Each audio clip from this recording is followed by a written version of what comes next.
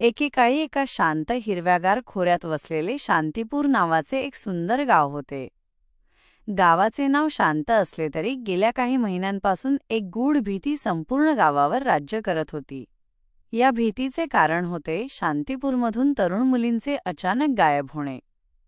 सुरुवातीला एका मुलीच्या गायब होण्याने गावात फक्त कुजबूज सुरू झाली, पण जेव्हा दर दुसऱ्या किंवा तिसऱ्या रात्री आणखी एक मुलगी बेपत्ता होऊ लागली, तेव्हा लोकांमध्ये प्रचंड दहशत पसरली.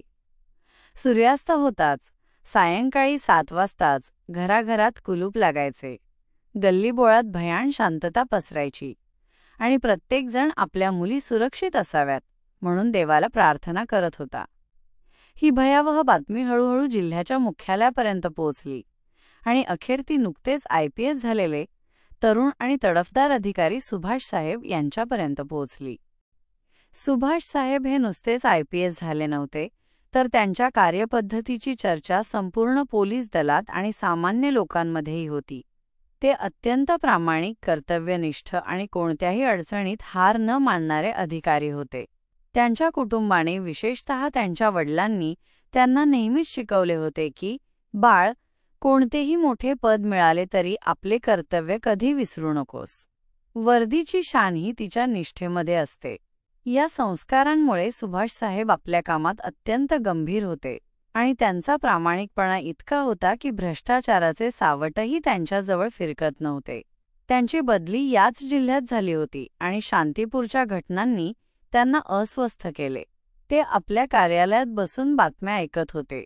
गावातील लोकांची भीती आणि हताशा त्यांच्यापर्यंत पोहोचत होती आणि त्यांना आतून अस्वस्थ करत होती. गावातली परिस्थिती तर भयावह होती.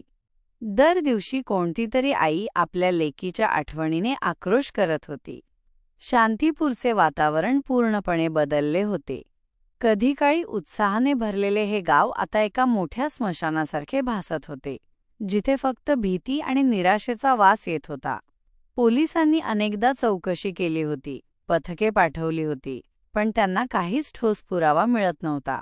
ना कोणताही मृतदेह सापडत होता, ना कोणतीही चिठ्ठी. मुली जणू हवेत विरघळत होत्या. सुरेश नावाच्या एका कष्टकरी शेतकऱ्याची तरुण मुलगी राधा अशीच अचानक गायब झाली. राधाच्या आईने तर खाणेपिणे सोडून दिले होते आणि सुरेश बिचारा हताश होऊन पोलीस ठाण्याच्या पायऱ्या झिजवत होता. जेव्हा पोलिसांना काहीच ठोस करता आले नाही, तेव्हा सुरेशने अखेर हिंमत करून थेट IPS अधिकारी सुभाष साहेब यांच्याकडे तक्रार केली. त्याच्या डोळ्यात अश्रू होते आणि आवाजात एक असीम वेदना. सुरेशची करुण कहाणी ऐकून सुभाष साहेबांचे मन हेलावले. त्यांच्या डोळ्यासमोर त्या मुलींचे आणि त्यांच्या कुटुंबियांचे हताश चेहरे आले. त्यांनी तत्काळ या प्रकरणाची सूत्रे स्वतःच्या हातात घेण्याचे ठरवले. त्यांनी सर्व पोलीस अधिकाऱ्यांची बैठक बोलावली. आतापर्यंतच्या तपासाची माहिती घेतली, पण नेहमीप्रमाणेच त्यांना निराशाच हाती लागली. साहेब, आम्ही खूप प्रयत्न केले, पण काहीच सुगावा लागत नाहीये. गावात कुणी अनोळखी व्यक्ती दिसत नाही. रात्रीच्या वेळी तर सगळे घरात असतात. हे जणू भूताटकी आहे, एका पोलीस अधिकाऱ्याने हताश होऊन सांगितले. दुसऱ्या एका अधिकाऱ्याने भर घातली. आम्ही प्रत्येक शक्यता पडताळून पाहिली, पण काहीच धागा मिळत नाहीये. हे प्रकरण गूढ बनले आहे. सुभाष साहेब विचारमग्न झाले. जर पारंपरिक पद्धतींनी यश मिळत नसेल तर काहीतरी वेगळे करायला हवे. त्यांनी एक धाडसी आणि अनपेक्षित निर्णय घेतला. त्यांनी वरिष्ठांकडून 1 महिन्याची रजा मंजूर करून घेतली. त्यांच्या सहकाऱ्यांनाही आश्चर्य वाटले, पण सुभाष साहेबांनी आपला विचार कोणालाही सांगितला नाही. त्यांनी आपली IPS वर्दी उतरवली, साधेसुधे फाटके कपडे घातले, जुनी पुराणी झोळी खांद्यावर टाकली आणि एका सामान्य भिकाऱ्याचे वेषांतर करून ते शांतीपूर गावात आले. त्यांचा चेहरा आणि हावभाव इतके बदलले होते की त्यांना ओळखणे कोणालाही शक्य नव्हते. त्यांचा उद्देश स्पष्ट होता, गावातील लोकांमध्ये मिसळून माहिती गोळा करणे, जी वर्दीमध्ये शक्य नव्हते. दिवसभर सुभाष साहेब म्हणजे आताचा भिकारी गावात फिरत असे. तो मंदिराच्या पायऱ्यांवर बसून लोकांच्या गप्पा ऐकत असे, बाजारात फिरून विक्रेत्यांशी बोलत असे, चहाच्या टपरीजवळ उभा राहून लोकांचे संवाद ऐकत असे. त्याला पाहताच लोक सहानुभूतीने थोडे धान्य, भाजी किंवा जुनी चपाती देत.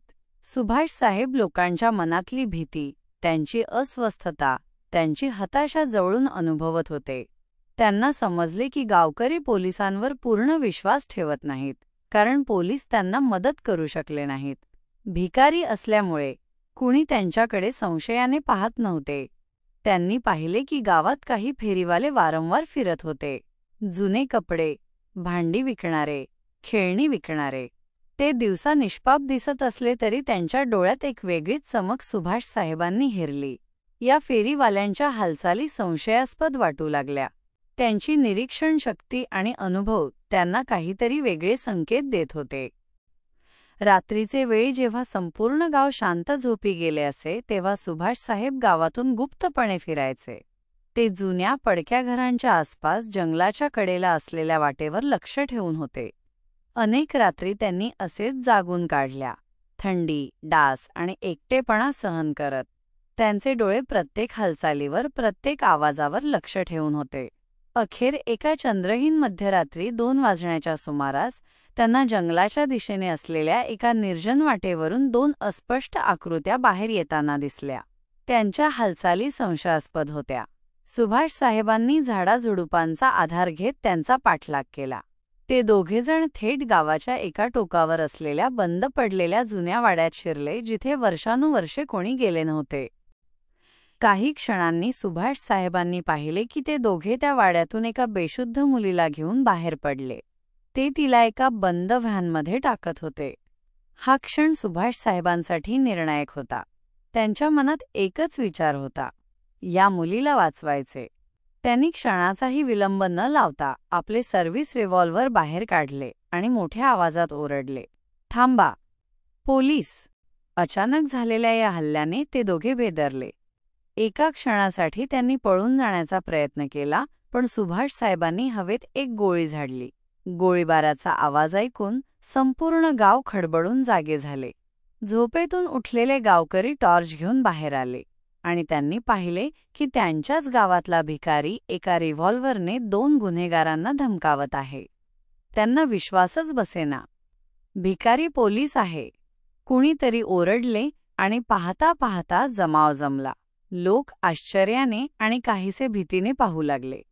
गावकऱ्यांच्या मदतीने त्या दोन्ही गुन्हेगारांना पकडण्यात आले. सुभाष साहेबांनी तात्काळ आपल्या पोलीस नियंत्रण कक्षाला संपर्क साधून अधिक कुमक मागवली. पहाटे उजाडेपर्यंत पोलिसांचे मोठे पथक शांतीपूरमध्ये दाखल झाले. पकडलेल्या गुन्हेगारांची कसून चौकशी करण्यात आली. सुरुवातीला त्यांनी काहीही कबूल केले नाही, पण सुभाष साहेबांनी आपल्या खास शैलीत त्यांच्यावर दबाव टाकला. त्यांच्या प्रश्नांची सरबत्ती आणि त्यांच्या डोळ्यातील दृढनिश्चय पाहून गुन्हेगारांनी शेवटी हार मानली. अखेर त्यांनी आपले सर्व गुन्हे कबूल केले. त्यांनी सांगितले की ते एका आंतरराष्ट्रीय मानवी तस्करी टोळीचे सदस्य होते. ते दिवसा गावात फेरीवाले बनून फिरायचे, घरांची रेकी करायचे आणि कोणत्या घरात तरुण मुली आहेत याची माहिती गोळा करायचे. रात्रीच्या वेळी ते निवडलेल्या मुलीच्या घराजवळ जायचे आणि गॅस स्प्रेचा वापर करून लोकांना बेशुद्ध करायचे. एकदा घरातील लोक बेशुद्ध झाले की ते मुलीला उचलून घेऊन जात आणि तिला बेशुद्ध अवस्थेत एका बंद व्हॅनमध्ये टाकत. या मुलींना पळवून नेण्यामागचा त्यांचा उद्देश खूपच क्रूर होता.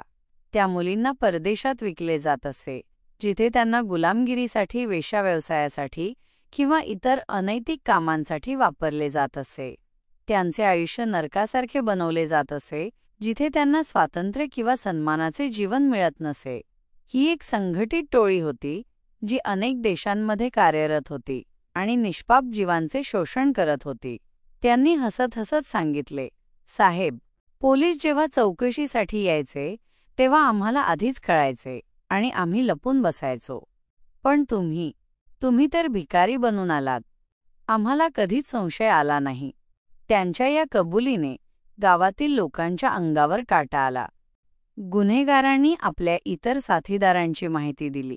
सुभाष साहेबांच्या नेतृत्वाखाली पोलिसांनी तात्काळ मोठी मोहीम राबवली. या टोळीत सामील असलेल्या इतर सर्व सदस्यांना देशाच्या विविध भागातून अटक करण्यात आली. ही एक मोठी यशस्वी मोहीम होती, ज्यामुळे अनेक निरागस मुलींचे आयुष्य वाचले. सर्वात महत्त्वाचे म्हणजे त्यांच्या तावडीतून शांतीपूरच्या अनेक बेपत्ता मुलींना आणि इतर भागातील मुलींनाही सुखरूप सोडवण्यात आले. जेव्हा सुभाष साहेबांनी मुलींना त्यांच्या पालकांकडे सुपूर्द केले, तेव्हा शांतीपूर गावात आनंदाश्रूंनी भरलेले एक अविस्मरणीय दृश्य होते. मातापित्यांनी आपल्या मुलींना पुन्हा पाहून अश्रू ढाळले. सुरेशने आपली मुलगी राधाला मिठी मारली आणि डोळ्यात पाणी आणून सुभाष साहेबांचे हात धरले. साहेब, तुम्ही देवदूत आहात. तुम्ही आमच्या मुली वाचवल्या. आम्ही तुमचे हे उपकार कधीच विसरणार नाही. गावातील प्रत्येकजण सुभाष साहेबांचे आभार मानत होता.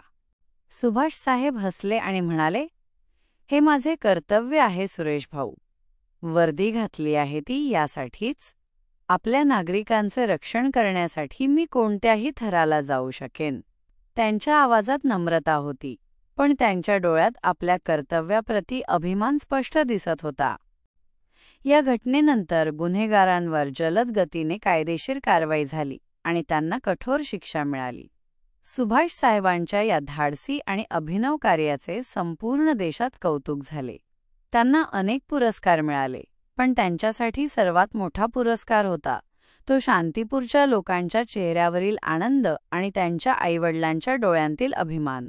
शांतीपूर पुन्हा एकदा शांतीपूर बनले, एका निष्ठावान पोलीस अधिकाऱ्याच्या धाडसामुळे आणि निष्ठेमुळे. ही कथा केवळ एका IPS अधिकाऱ्याच्या पराक्रमाची नव्हती, तर ती प्रामाणिकपणा, धैर्य आणि कर्तव्याप्रती असलेल्या अढळ निष्ठेची होती. सुभाष साहेबांनी दाखवून दिले की जेव्हा मनात जिद्द असते, तेव्हा कोणतीही अडचण मोठी नसते आणि कर्तव्यपूर्तीसाठी कोणताही मार्ग स्वीकारणे शक्य आहे. कशी वाटली तुम्हाला ही कथा? अशाच अर्थपूर्ण गोष्टी ऐकण्यासाठी चॅनलला सबस्क्राईब नक्की करा.